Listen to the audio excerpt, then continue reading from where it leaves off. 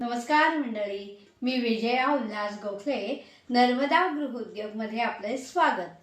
आज मी अळवाचा पळवा करते। तर काय लागेल ते पाहूया। हे अळूवडीची रेसिपी मी चॅनलवर टाकलेली आहे। तर अळूचे उंडे कसे लावतात ते तुम्हाला माझ्या यूट्यूब चॅनलवर मिळतील।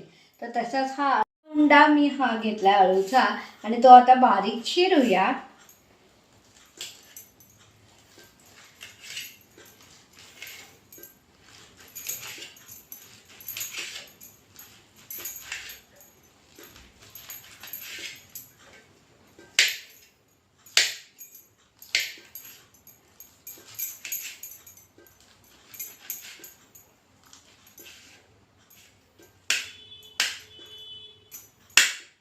असे बारीक तुकडे केले आणि आता भाजी परततो तसा परतवून घेऊया। प्रथम कढई तापत टाकूया। तेल गरम झालंय की नाही पाहण्यासाठी थोडीशी मोहरी आणि थोडंसं हिंग घालूया।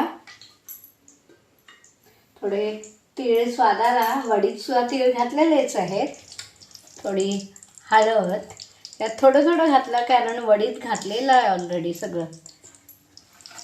हळद, तीळ, तिखट आणि तेल, हिंग, मोहरी अशी फोडणी केली आहे आणि तेल फोडणी आता तडतडली आहे।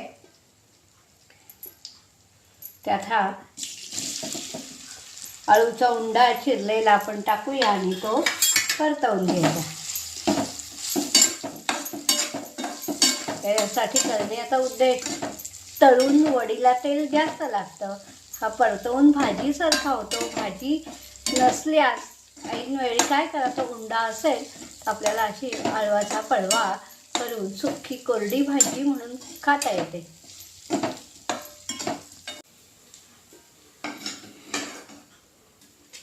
तर हा अळवाचा पळवा कसा झालाय हे नक्की सांगा।